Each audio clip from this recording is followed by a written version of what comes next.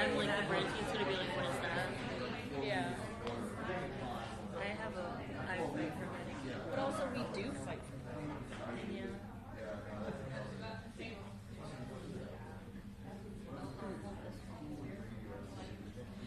The Medicaid ones are also right there. Get one of those.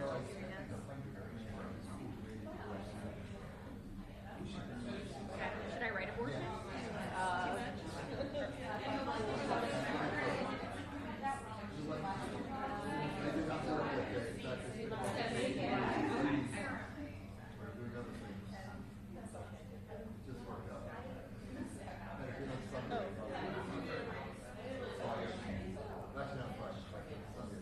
These are available too. Not claimed. Yeah, I went too far.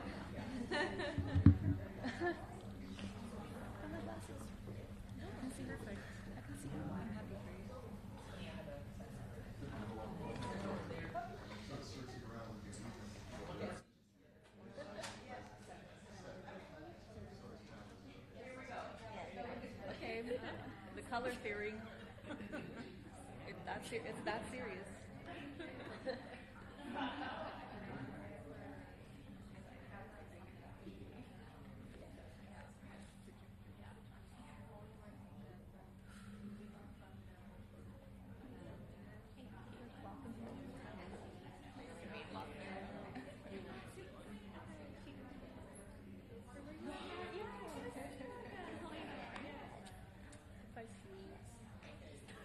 Just go like this. Hopefully the mics don't pick it up.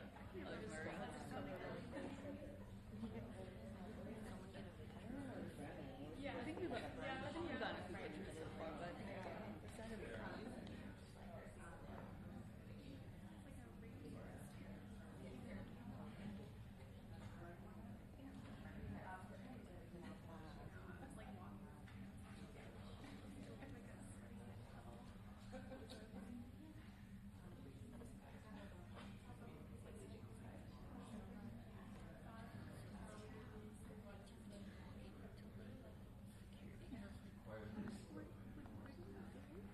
And also, when I didn't really look at Celia's email very closely when, so I was like, oh, I don't know what room it is, so I have to pull it out real quick.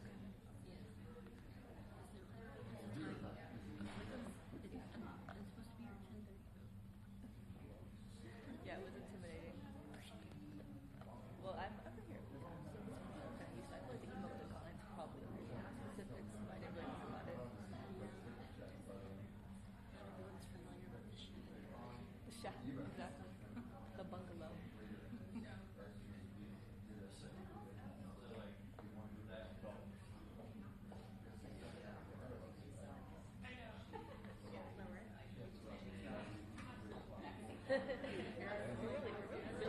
We're really analyzing these posters. I know, yeah. The posters are being analyzed. You know what? I'm glad we're being used. Right, because yeah. Like you told me when I showed you the hats are all that are I was gonna bring a hat, but Celia didn't bring someone to bring a hat, so this is so that was very exciting. I would have brought a hat, but I didn't. It feels kind of random to have a hat. It was kind of random. I would have done. I'm not really liking my hair today. It's the humidity is great for anyone to I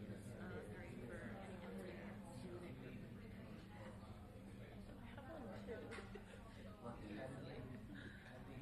I really don't know where those are. Yeah, like I don't know how long.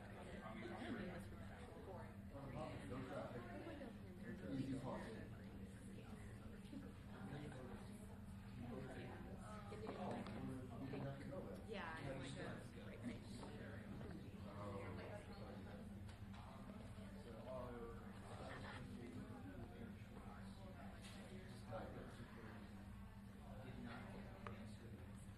Kind of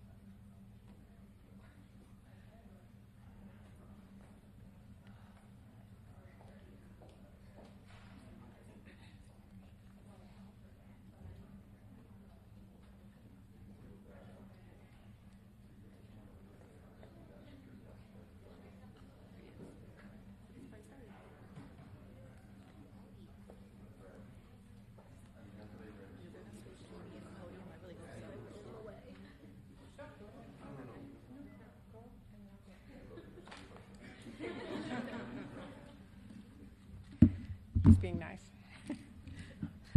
Well, good morning. And yeah, come on up here, Tammy. Well, you know, there is a lot to be mad about in the Republicans' big, ugly betrayal bill. And I want to make sure one hugely important issue does not get missed, because I've come to know by now there is not a day that ends in Y where Republicans are not trying to ban abortion here in Congress. Republicans just can't help themselves. If they can find a way to attack abortion care, they do it. And when you know it, they snuck what essentially amounts to a backdoor abortion ban into the health provisions of this big, ugly betrayal. That's right.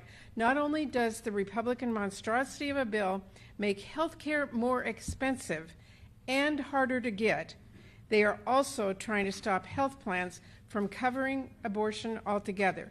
This bill would effectively ban health insurance on the ACA marketplaces from covering abortion.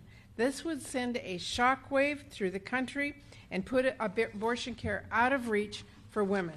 It would be a nightmare for states like mine that require plans to cover abortion, and it would be yet another blow for women across the country. As abortion access gets pushed further and further out of reach by right-wing politicians who think they should get to make deeply personal decisions about women's health and their lives. And the attacks don't stop there, because Republicans want to shut the doors of one of the biggest health care providers in our country. They want to defund Planned Parenthood. That is wildly unpopular with the American people, and it is widely dangerous for patients who turn to Planned Parenthood for a very wide spectrum of care, including cancer screenings and pap smears and birth control.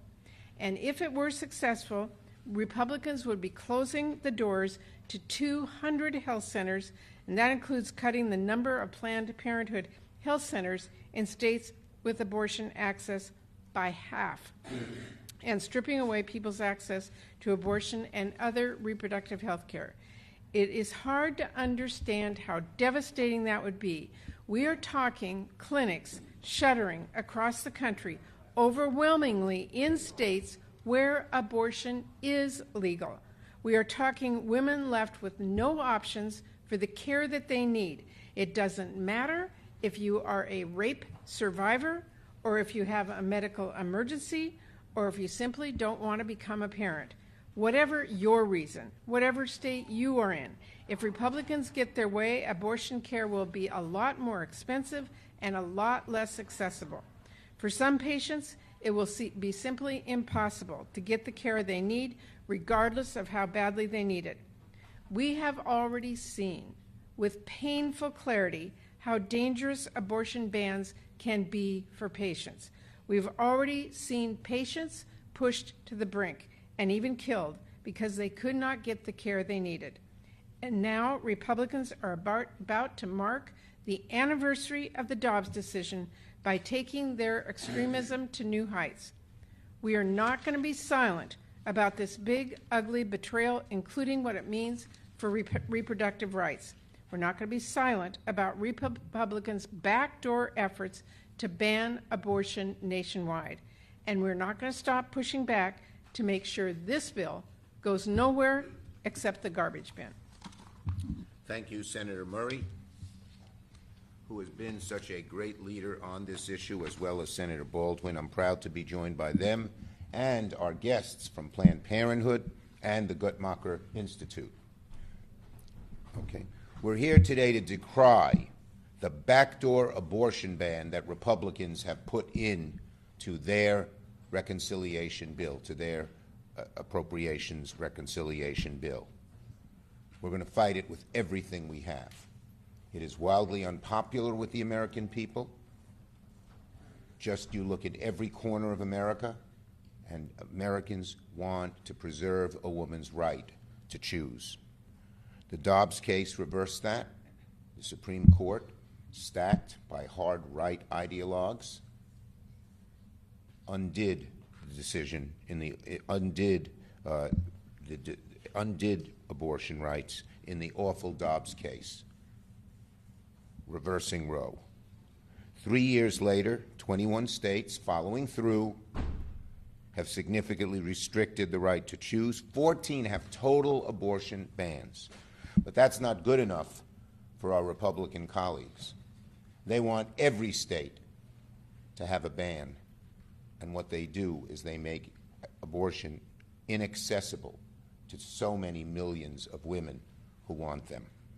In states like Texas, maternal mortality is spiking. Since Dobbs, 1 in 5 people have to travel great distances across state lines and wait weeks just to get care. And just think about it. A woman, it's a difficult decision for women, many women.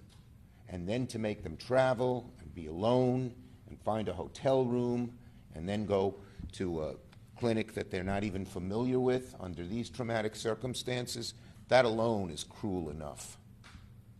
But these fanatics, these anti-choice fanatics, will stop at nothing.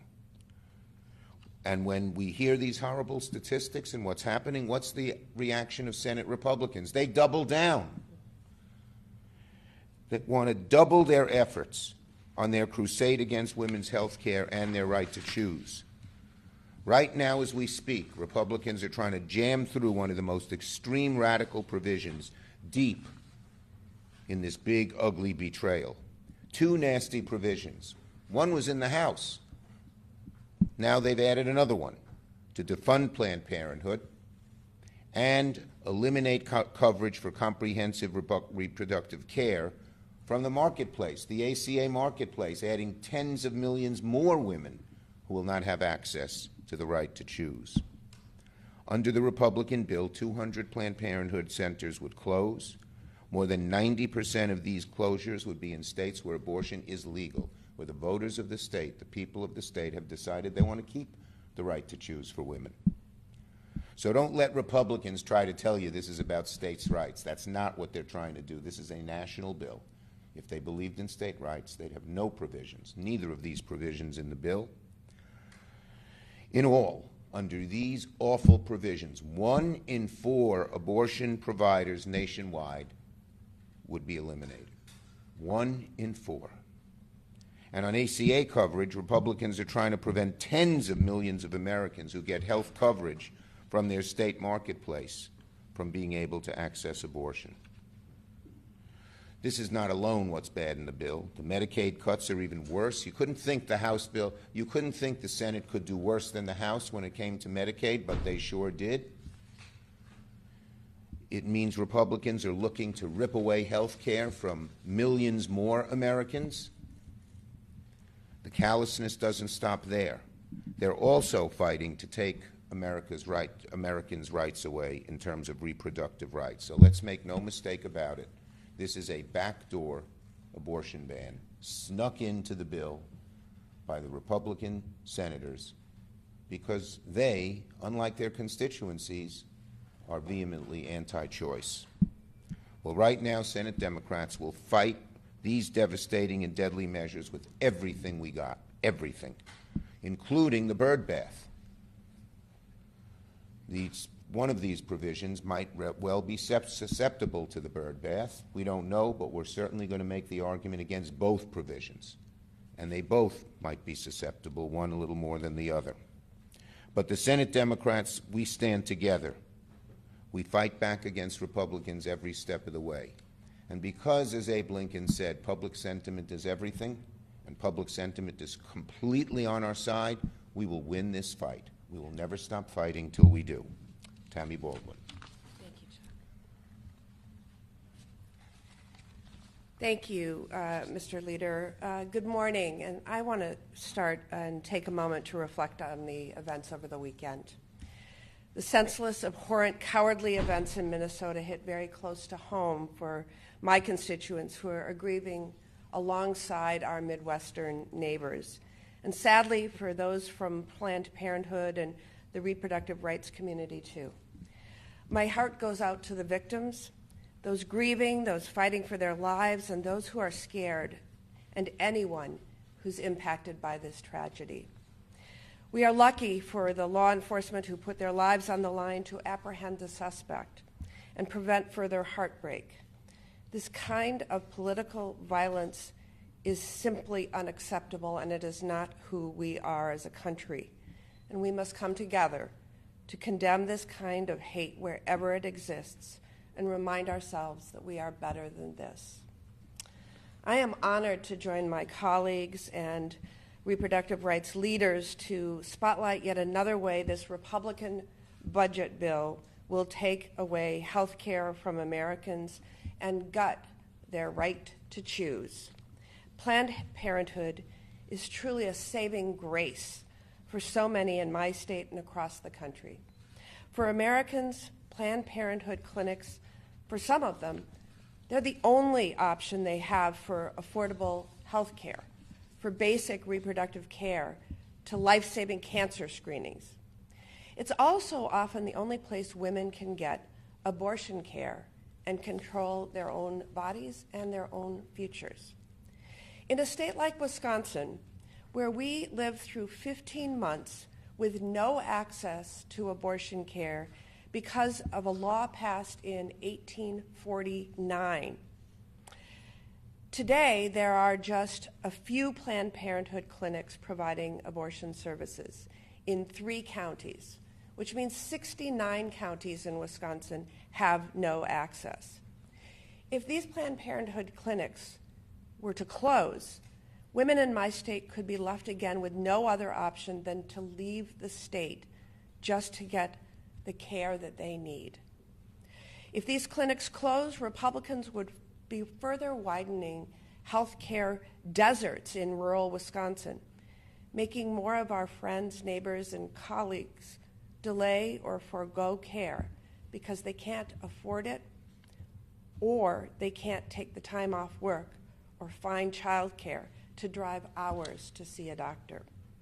But as we all know, Planned Parenthood and places that offer reproductive care are our Republican colleagues' favorite target.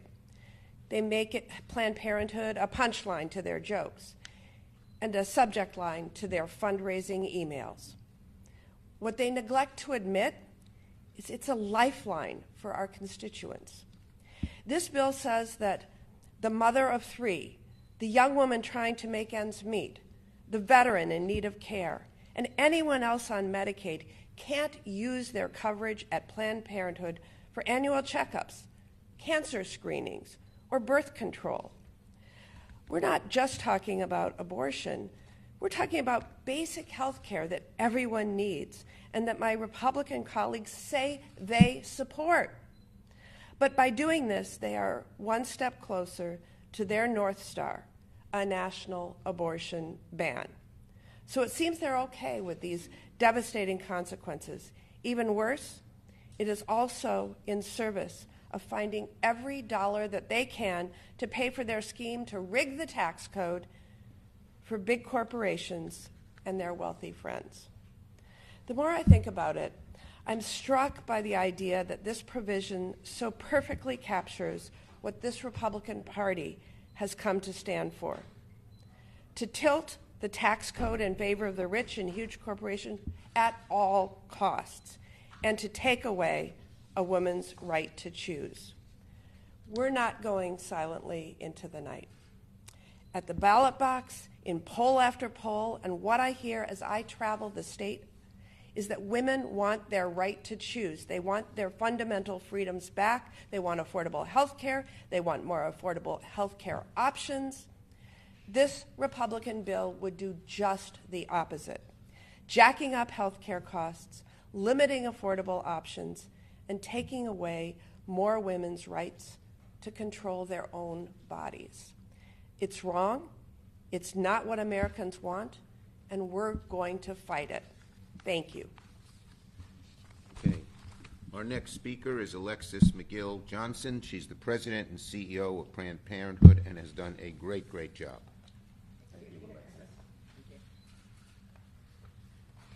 Thank you, Leader Schumer. Thank you, Senator Murray. Thank you, Senator Baldwin, for being such fierce champions today. We are here because Republicans want to use their big, bad betrayal of a reconciliation bill to make it even harder to get an abortion in the United States. And they are willing to harm patients across the country to do it. Let me explain. Last month, House Republicans voted to defund Planned Parenthood health centers. And in the coming days, it is very possible the Senate could do the same. If President Trump signs this into law, the consequences would be catastrophic. Nearly 200 Planned Parenthood health centers could close. More than 1.1 million patients could lose access to care, birth control, wellness visits, STI tests, cancer screenings, and more. More than 50% of the health centers at risk of closure are in states, as they've said, where abortion is still legal. These closures could eliminate 1 in 4 abortion providers nationwide. Let's call defunding Planned Parenthood what it is, a backdoor abortion ban. The harm doesn't stop there. They've also snuck a provision that would bar ACA marketplace plans that would include abortion coverage from receiving federal subsidies. That means that people won't be able to use the health insurance they pay to get the care they need. Our opponents keep saying their goal is only to avoid subsidizing abortion care. But the truth is, federal dollars already don't cover abortion care, except in some very specific, very rare circumstances. So when you look at the whole picture, it really comes into focus. Their real goal is to make it harder for everyone to get an abortion. No one wants this to happen, and there's still time to stop this bill. We are asking the 19 million Planned Parenthood supporters and the majority of people in this country who want abortion to be legal to stand up and make their voices heard. Call and email your members of Congress and ask them to oppose this bill. Let's keep marching and shouting and rallying, because I know together we can defeat this outrageous attack. Thank you, Alexis. Now we have Amy, who's Director of Federal Policy from the Guttmacher Institute. Amy, thank you. Amy Friedrich-Karnik. She'll spell it for you. Hello. My name is Amy Friedrich-Karnik, and I thank Senator Schumer for having us here today. The Guttmacher Institute is a nonpartisan research and policy organization dedicated to advancing reproductive health access for all people. It is clear that this reconciliation bill could have sweeping consequences for the national landscape of reproductive health care access, serving as a backdoor abortion ban. All types of sexual and reproductive health care are inextricably linked. So when restrictive policies are aimed at one form of reproductive health care, or they target a provider like Planned Parenthood, our research shows that the implications are broad and have a ripple effect. By attempting to exclude Planned Parenthood health centers from federal funding streams, this bill would make abortion care even more inaccessible. As you heard, it puts 200 Planned Parenthood clinics, the majority of which provide abortion care, at risk of shutting their doors. The landscape of abortion access is already incredibly fractured. 13 states are currently enforcing total abortion bans, and many others have severe restrictions, and many clinics have already been forced to close since Dobbs. And for the over 1 million people who obtained clinician-provided abortion care last year, our data demonstrate that approximately 155,000 of them crossed state lines to access this care in 2024. Closing even one clinic can impact access to care in a community, and for patients who are forced to travel. And the scale at which this reconciliation package threatens to decimate access to abortion care by discriminating against Planned Parenthood would be devastating for patients and communities around the country. It's a backdoor abortion ban. Furthermore, by excluding Planned Parenthood from federal funding streams, the entire ecosystem of family planning clinics would be impacted. Guttmacher research has demonstrated that federally qualified health centers, or FQHCs, and health departments would not be able to absorb the patients that would be in need of contraceptive care if the defund provision became law. For example, FQHCs would need to increase capacity by 56% or see an additional 1 million contraception patients. And all of that is before we get to the other provision in the bill that seeks to bar coverage of abortion care under private plans in the ACA marketplace. Abortion coverage on both public and private insurance plans is already severely limited and difficult to access. And this provision seeks to further restrict this coverage. Not only could it eliminate abortion coverage for individuals insured through the marketplace, but it could result in private insurers eliminating abortion coverage for all beneficiaries in order to avoid the burden of maintaining separate plan options. We urge senators to see this bill for what it is, a thinly veiled attempt to restrict reproductive freedom, and to oppose it. Thank you. Thank you, Amy. Okay, we'll take questions. Yes. So for the Senate GOP proposal, it includes requirements, Medicaid work requirements for able-bodied adults and those with children that are over 14 years old, but maybe working or seeking employment or volunteering or in school for 20 hours a week. What is your position on Medicaid work requirements, and do able-bodied adults need to be working or looking for employment to get covered? Look, the bottom line is that the Republicans are trying to cut Medicaid for people who need it. And the work requirements, as we saw in Georgia, do you know how many people now are on Medicaid in Georgia after they put in similar work requirements? 5,000 out of 800,000 eligible. So this is a backdoor ruse to just kick people off Medicaid. Millions of people off Medicaid. Democrats are going to fight it all the way. Anyone else? All right, I'm going to say a word or two about our meeting a few minutes ago. First, I want to say that the Capitol Hill police have been silent heroes behind the scenes keeping members safe. But we are seeing a dramatic increase in threats against senators, congressmen, public officials, and throughout America. And these attacks are not just attacks on individuals, but on democracy, on our way of life, on what we believe in, and they're an attempt to intimidate people not to do their jobs, not to run for office. It's gross, it's disgusting. We must take immediate steps to ensure the safety of members, and that includes increased funding for the Capitol Police. And there was agreement in our meeting between Democrats and Republicans that we ought to have that increased funding. The Republicans are such hypocrites. Today, the Trump administration cut the AIMED program, A-I-M-E-D. That's a program aimed to spot lone wolf actor violent people, violent extremists. Doesn't that sound exactly what happened in Minnesota? And they're cutting it. It's outrageous. But that's what they do. The last top officials at this program that aims to spot the so-called lone actor, violent domestic extremists were reassigned. In the 4 months that Trump has took office, his administration has shrunk the Department of Homeland Security's Center for Prevention Programs and Partnerships, CP3, from dozens of analysts to fewer than 10 people. So here, with violence increasing, they are shrinking the number of law enforcement people aimed at trying to prevent that violence from ever occurring. Right now, we need to give our law enforcement more, not less. It's just totally hypocritical of this administration. The dangerous environment isn't spontaneous, however. It's being stoked, often deliberately, by reckless rhetoric coming from some of the most powerful voices in the country. When political opponents are treated like enemies, when leaders encourage the kind of protests that can lead to violence, it increases that violence. So it's the responsibility of all leaders, especially President Trump, to not just unequivocally condemn hatred, but to stop the violent and regressive language against political opponents. I'll tell you first way he could start.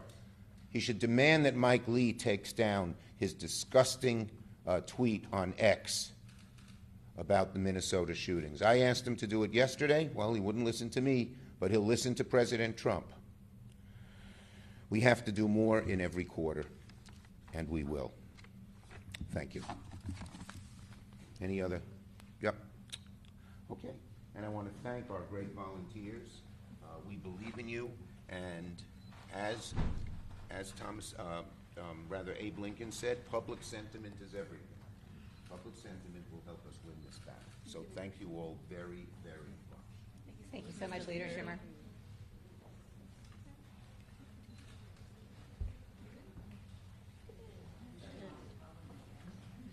So around the podium?